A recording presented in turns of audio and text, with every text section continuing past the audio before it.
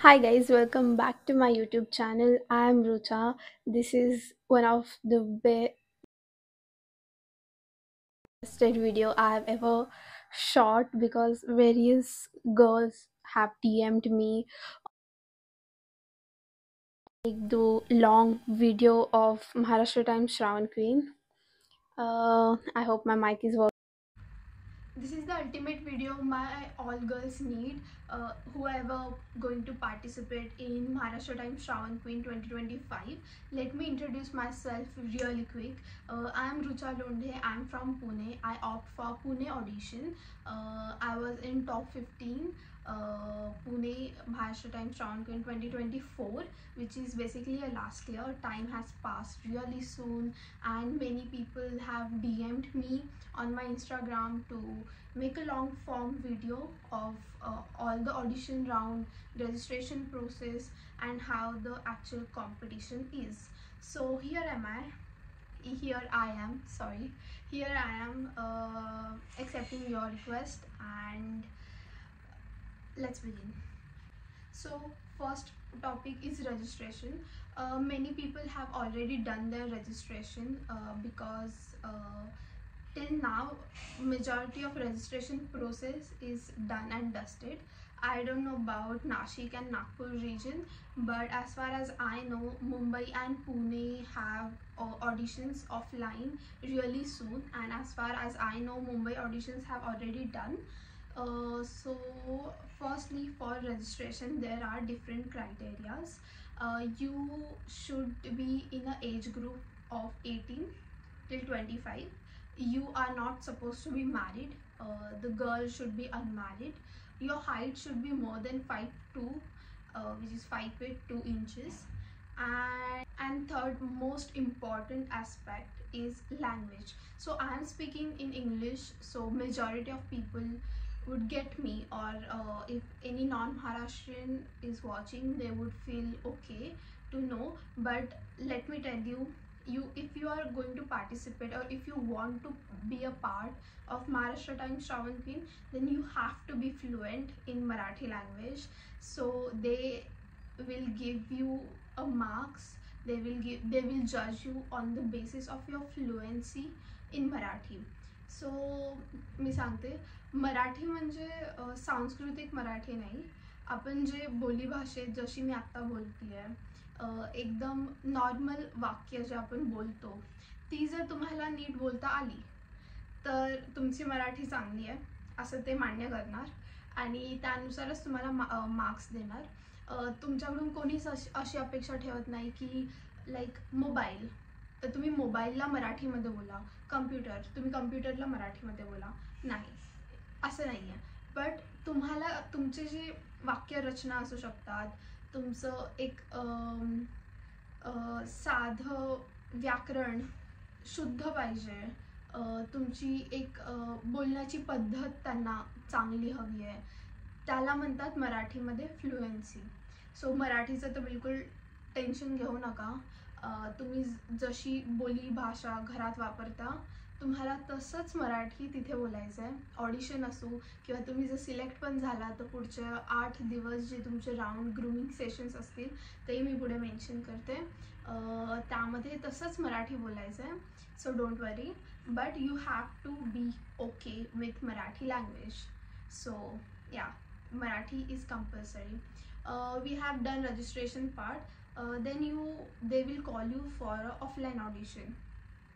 According to your city, they will arrange an offline audition in really good space where there is a big stage or auditorium would be there for all the contestant to go and perform. So offline auditions would be divided in 3 parts. First would be your introduction. Everything is going to happen in Marathi. Remember, Marathi is the ultimate key.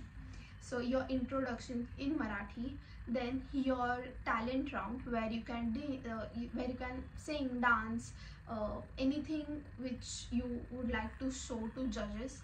That's your choice, that's your talent, that's your stage. So please work accordingly. And third would be your ramp walk.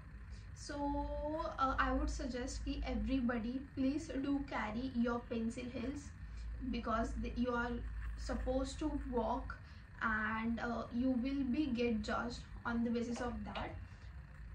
So majority of girls would know how to walk. Maybe they can be a professional models before, and it's totally fine if you are not a professional model, if you haven't done any kind of pageant, or if you don't have any model history. That's completely fine, because I was the person who wasn't known anything about modeling, who haven't been work in the industry or anything like that.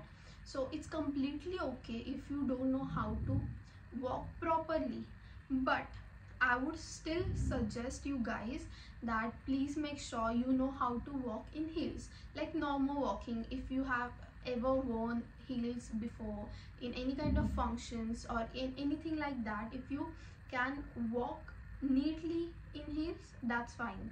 No one is expecting extreme great fantastic ramp walk from you. They also know that you might be a fresher. They also know that you might be haven't done any modeling pageant before, and this can be your first pageant, so that's completely fine. Second thing is your talent round. Yes, you have to prepare for your talent round. You can wear, I personally prefer that you guys should wear the attire according to your performance. Like my performance was dance, solo dance on Manwa Lage song, and outfit just changes everything. Like it will give you more confidence, it will give you more grace. Then if possible, then work on your attire as well. Third thing I would say about introduction, please guys, please learn your introductions, like genuinely, like work while you prepare your speech for introduction. You guys cannot be someone who don't know what to say, like okay, my name is Rucha, after that what? This situation have to be avoided if you want to perform really great on stage, or if you want to crack the audition. This is my suggestion: to please ensure that you prepare your intro before going on a stage. You literally add any Marathi mhani in that, any quote you like in Marathi, any hobby particular which you would like to show them, you can add to your intro. Add your age, your something else, your personality, how you live life, what is your point of view towards life. So take efforts, okay, take efforts. तुम्ही आता practically विचार करा की तुमचं official offline audition होतं आहे. तुम्हाला 3 राऊंड्समध्ये, ते 3 टाईप्सचे राऊंड्समध्ये ते तुम्हाला जज करताय. त्यांना अल्टिमेटली काय हवं आहे, काय बघायचं आहे, की तुम्ही किती कॉन्फिडंट आहात, तुमची पर्सनॅलिटी कशी आहे, आणि तुम्ही सिच्युएशन कशी हँडल करू शकता. तर तुम्ही प्रत्येक क्षणी हा विचार करा की तुम्ही तुमची पर्सनॅलिटी कशी दाखवू शकता. तुम्हाला कोणीच म्हणत नाही की तुम्ही एकदम प्रोफेशनल डान्सरच हवात, तुम्ही एकदम प्रोफेशनल सिंगर हवा, किंवा तुमचं खूपच चांगलं मराठी असावं, खूपच चांगलं इंट्रोडक्शन असावं. असे out of the blue expectations कोणाचेच नाही आहेत. खूप मुलींचे श्रावण क्वीन हा पहिला प्लॅटफॉर्म असतो to express themselves, to actually learn, आणि हे त्यांनाही माहिती आहे, आणि त्यासाठीच Maharashtra Times Shravan queen actually नावाजलेलं आहे. तर तुम्ही जर फ्रेशर असाल, बिलकुल काळजी करू नका. You will be fine, like genuinely, trust me. कारण की मी स्वतः फ्रेशर होते. मी 18 वर्षांची होते, मी आत्ता 19 वर्षांची आहे. सो मी जशी 18 वर्षांची झाले, मी रजिस्टर केलं, and it was one of the best decision I have ever made in my life, to be a part of Maharashtra Times Shravan Queen. सगळ्यात महत्त्वाचा मुद्दा ह्या ऑफलाईन ऑडिशनचा असू शकतो, म्हणजे आहेच, तो म्हणजे तुमचा प्रश्नोत्तर राऊंड. जजेस तुम्हाला प्रश्न विचारणार, तुम्ही त्याची उत्तरं द्यायची. हा साधेपणाने सांगितलेला अर्थ. खूप जणांना ह्या गोष्टीची भीती वाटते की काय प्रश्न विचारणार. रिलॅक्स. ते आउट ऑफ द ब्ल्यू तुम्हाला काहीच नाही विचारत, कारण की तुम्ही जे फॉर्म भरता, तुम्ही जे तुमची हॉबी सांगता, जे इंट्रोडक्शनमध्ये तुम्ही मेन्शन करता की तुम्हाला हे आवडतं, तुम्ही हे शिकलाय, तुमचं हे शिक्षण, तुम्ही याचे विद्यार्थी, ते तुम्हाला त्याचबद्दल विचारणार आहेत. कारण की ती तुमची पर्सनॅलिटी आहे आणि त्यांना जाणून घ्यायचं असतं की तुम्ही कसा विचार करता, तुम्ही सिच्युएशन कसे हाताळू शकता, तुम्हाला काय माहिती आहे, किती नॉलेज आहे, कशाची आवड आहे, वगैरे वगैरे. सो ते तुम्हाला आउट ऑफ द ब्ल्यू काही विचारत नाहीत. So relax. आता एक्झाम्पल, तुम्ही तुमच्या फॉर्ममध्ये लिहिलं असेल की तुम्हाला म्युझिक आवडतं, तर ते तुम्हाला विचारणार की तुमचे 5 फेवरेट म्युझिशियन सांगा किंवा असे इन्स्ट्रुमेंट सांगा जे तुम्हाला आवडते की तुम्हाला येते. फार फार तर ते तुम्हाला हे विचारू शकतात की तुमच्या आजूबाजूला काय घडतं आहे, तुम्हाला किती माहिती आहे, की जनरल नॉलेज काय असतं, कोणते असे मोठे जर इन्सिडेंट झाले असतील. फॉर एक्झाम्पल, आता सगळ्यांना माहिती आहे एअर इंडिया प्लेन क्रॅश झालं होतं, ते कदाचित तुम्हाला त्याबद्दल विचारतील, तुम्हाला किती माहिती आहे, तुम्हाला माहीत आहे का, वगैरे. किंवा तुम्ही सपोज पुणे, मुंबई, नागपूर, नाशिक कोणत्याही शहरातून असू शकता, तुम्हाला त्यांच्या मेट्रोबद्दल माहिती आहे का, मेट्रोचं काम चालू आहे का, चालू आहे तर कुठपर्यंत चालू आहे, काय चालू आहे, मेट्रोचे किती लाईन्स आहेत, ते त्या लाईन्सला कलर असतात, like purple line, blue line, तुम्हाला त्याची माहिती आहे का, बेसिक. किंवा जर तुम्ही डान्स लिहिला असेल, तुम्हाला नृत्य करायला आवडत असेल, तर ते तुम्हाला विचारणार की 5 लाईक क्लासिक डान्सर्सची नावं सांगा जे तुम्हाला आवडतात, किंवा तुम्हाला अजून कोणत्या गोष्टी रुची आहे त्याबद्दल ते विचारू शकतात. किंवा ते तुम्हाला एक सिच्युएशन देतील की सपोज जर हे ऑडिशन तू नाही क्लिअर केलंस तर तू काय करणार. खूप साधं, तुमच्या मनात जे उत्तर येईल ते द्या. तुम्ही क्वेश्चन आन्सर राऊंडसाठी इतकं प्रिपेअर नाही करू शकत. सो तुम्हाला जे वाटेल त्या क्षणी तुम्ही तेच बोला, तेच करा, काही प्रॉब्लेम नाही आहे. त्यांना फक्त बघायचं आहे की तू सिच्युएशन कशी हँडल करते. नावच कॉम्पिटिशनचं श्रावण क्वीन, तुम्हाला राणी बनवता येते, तुम्ही राण्या आहात, ते फक्त राण्या टिपणार आहेत. सो इतकं लोड घेऊ नका, कारण की मला खूप मुलींचे DM आले की हे काय, ते काय, असं तसं. एवढा विचार मी कधीच केला नव्हता आणि करूही नका, कारण की त्याचा इतका उपयोगही नाही होणार तुम्हाला. कारण की थोडी सिच्युएशन तिकडे जाऊनच कळते की कसं वातावरण आहे, कोणते जजेस आहेत, काय विचारणार, वगैरे. तर या एक लास्ट पटकन मी समरी सांगते. Firstly, prepare your introduction at any cost.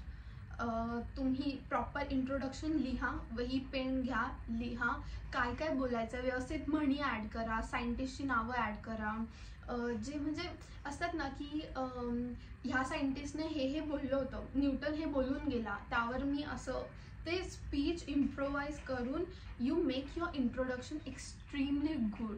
ठीक आहे. इंट्रोडक्शन लर्न करा, प्रिपेअर करा. सेकंडली, जे पण तुम्ही फॉर्ममध्ये किंवा जे पण तुम्ही इंट्रोडक्शनमध्ये स्वतःबद्दल ॲड केलं, जे जे तुम्हाला आवडतं त्याबद्दल नॉलेज असू द्या. बी प्रॅक्टिकल. तुम्ही जर डान्स लिहिला ते तुम्हाला डान्सबद्दल विचारणार. तुम्ही जर लिहिलं मला पुस्तकं वाचायला आवडतात, ते तुम्हाला कदाचित बोलतील की अच्छा, मग मराठीची किती पुस्तकं वाचली आहे तू. ठीक आहे, मराठीची नाही वाचली, दुसरी कोणती वाचली आहे, त्याची 5 गोष्टी सांग, किंवा त्याचे 5 नावं सांग, किंवा फेवरेट तुझे ऑथर सांग. हे खूप साहजिक प्रश्न तुम्ही स्वतःहून निर्माण करता. सो विचार करा तुम्ही इंट्रोडक्शनमध्ये काय टाकताय, आणि त्याच्याबद्दल जर तुम्हाला विचारलं तर तुम्ही कसं टॅकल करणार. आणि सपोज जर एखाद्या गोष्टीबद्दल जास्त नॉलेज नसेल, मी म्हणेल ते लिहू नका, ते इंट्रोडक्शनमध्ये बोलू नका. तुम्ही अशी कोणतीच गोष्ट करू नका ज्यात तुम्ही अडकाल, बेसिकली. ठीक आहे. सो ज्याची व्यवस्थित माहिती असेल, जे तुम्हाला येत असेल, जे तुम्हाला आवडत असेल, तेच लिहा, तेच करा. तिसरी गोष्ट म्हणजे 2 मिनिटाच्या खालीच ठेवा तुमची जे पण टॅलेंट राऊंडची गोष्ट असेल, परफॉर्मन्स असेल. कारण की मे बी ते म्युझिक कट करू शकतात, तुम्हाला हाफच परफॉर्मन्स दाखवता येईल. ते सगळं अवॉइड करा, छोटाच परफॉर्मन्स ठेवा, छान ठेवा, काही प्रॉब्लेम नाही आहे. आणि लास्ट, प्लीज बिलकुल नर्वस होऊ नका. तुम्ही खूप जास्त चांगल्या अनुभवासाठी साइन अप करताय. हे ऑफलाईन ऑडिशन तुम्हाला नेहमी लक्षात राहील. खूप छान ऑडिटोरियममध्ये असतं, खूप छान अँकर्स असतात, खूप छान जजेस असतात, तुम्हाला खूप मजा येईल. आणि हां, मला असं वाटतं ऑफलाईन ऑडिशनसाठी इथपर्यंतच. जर ह्या गोष्टी जर तुम्ही थोड्याफार डोक्यात ठेवल्या तर तुम्हाला खूप सोपं जाईल. आणि प्लीज, जर तुम्हाला हा व्हिडिओ आवडला असेल किंवा तुम्हाला हेल्पफुल वाटला असेल, do let me know in the comment section. आणि जर तुम्हाला मुंबईचं ऑडिशन झालेत, मग तुम्हाला जर सिलेक्शनचा कॉल ऑलरेडी आला असेल किंवा अजून काही माझ्याकडून पाहिजे असेल, ऑडिशन नंतर काय होतं, 8 दिवसांच्या ग्रूमिंग सेशनमध्ये काय होतं, जेव्हा तुम्ही ऑडिशन क्रॅक करता त्यानंतरची काय प्रोसेस असते, तर please let me know in the comment section. मी नक्की सांगेल. तिसरी इम्पॉर्टंट गोष्ट, खूप जणं मला माझ्या इंस्टाग्रामच्या ऑफिशियल अकाउंटवर मेसेज करताय. ते अकाउंट एवढं ॲक्टिव्ह नाही आहे, तर हाय चान्सेस की मे बी मी कोणता तरी मेसेज मिस करू शकते. तर तुम्ही एकतर यूट्यूबवरच कॉमेंट करा किंवा इन्स्टावर जर तुम्हाला बोलायचं असेल तर माझ्या प्रायव्हेट अकाउंटवर मेसेज करा. मी तिथे सगळ्यांना रिप्लाय देईल. आणि please do let me know how was your audition and relax. All the best. Bye.